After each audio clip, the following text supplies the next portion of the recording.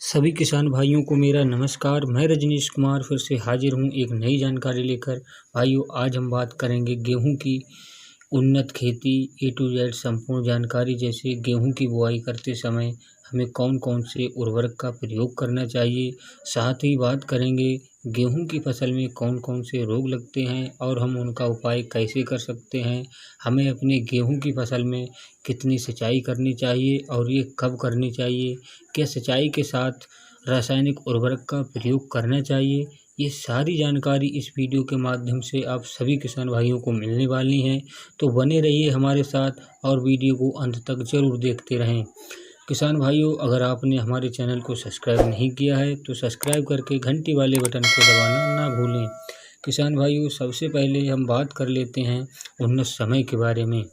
तो अक्टूबर से नवंबर का महीना, जी हाँ, अक्टूबर के लास्ट सप्ताह से 15 नवंबर के बीच का समय उपयुक्त माना गया है। किसान भाइयों, इसके बाद आता है खेत की तैयारी। खेत तैयार करते समय हमें 2 से 3 ट्राली गोबर की सड़ी खाद खेत में बिखेर कर हल्की गहरी जुताई कराने के बाद उसे हम रोटावेटर से जुता दें, जिससे हमारा खेत भुरभुरा एवं समतल हो जाए। इसके बाद बात कर लेते हैं उन्नत बीज के बारे में। किसान भाइयों, कुछ अच्छी बेस्ट वैरायटियां हैं जो हम आपको बताने जा रहे हैं। उनमें से एक है HI पूजा तेजस्व, HI पूसा तेजस्व, जिसका उत्पादन लगभग 22 से 24 क्विंटल प्रति एकड़ होता है। इसके बाद आती है श्रीराम 303, 463, 322 इत्यादि वैरायटियाँ।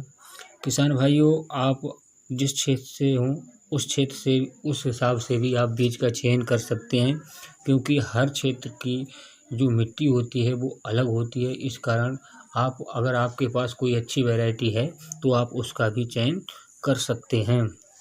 भाइयों, अब हम बात कर लेते हैं कि प्रति एकड़ कितना बीज पड़ता है।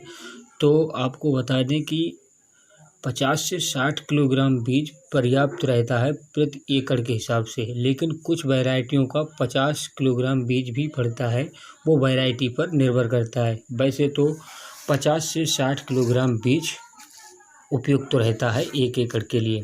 किसान भाइयों, अगर हम आपको बता दें कि अगर आप बाज़ार से बीज खरीदते हैं तो वो तो उपचारित होता है, लेकिन अगर आप अपने घर का खुद का बीज चुनते हैं तो उसे उपचारित ज़रूर कर लें, जिससे हमारी गेहूं का जो अंकुरण है वो बढ़िया मिल सके। बीज उपचार करने के लिए आप थिराम नामक दवाई ले सकते हैं। 1 किलो बीजों के लिए आप 2 ग्राम थिराम दवाई से उपचारित कर लें, जिससे कि हमारे जो गेहूं का अंकुरण है वो बढ़िया हो सके। इसके बाद अब हम बात कर लेते हैं बुआई के समय हमें कौन कौन सी खाद डालनी है, जो कि बहुत ही महत्वपूर्ण होती हैं। बुआई के समय DAP आप 40 kilogram, phosphorus 50 kilogram, potash 20 kilogram और यूरिया 25 किलोग्राम बुआई के समय प्रति एकड़ के हिसाब से ज़रूर मिला लें, जिससे कि हमारी फसल बढ़िया हो सके। बुआई के लिए आप सीडल का इस्तेमाल कर सकते हैं और आप हाथ द्वारा छिड़कमा विधि से भी कर सकते हैं। अगर आप सीडल का इस्तेमाल करते हैं तो कुछ ज़्यादा बेहतर रहता है। इसके बाद किसान भाइयों, गेहूं में कितनी सिंचाई करनी चाहिए।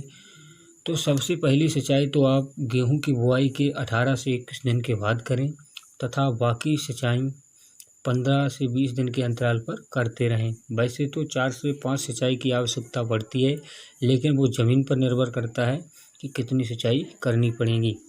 भाइयों, अब हम बात कर लेते हैं खरपतवार नियंत्रण की। खरपतवार नियंत्रण के लिए आप बुआई के दूसरे दिन पेंडामेथालिन 30 EC 1 लीटर को 100 से 120 लीटर पानी में मिलाकर छिड़काव करें। यदि आप ये छिड़काव नहीं कर पाएँ तो कोई बात नहीं, पहली सिंचाई के 1 सप्ताह बाद आप आइसोप्रोप्यूरान 250 ग्राम और साथ में 2,4-D 250 ग्राम प्रति एकड़ के हिसाब से छिड़काव करें, जिससे हमारे खेत के सभी प्रकार के खरपतवार नष्ट हो जाएंगे।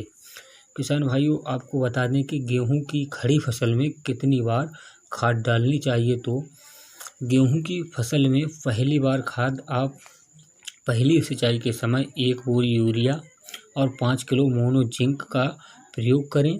उसके बाद दूसरी खाद का प्रयोग आप 50 से 55 दिनों पर यूरिया 40 से 45 किलोग्राम प्लस 5 किलो सागरिका को मिलाकर खेत में ज़रूर डालें।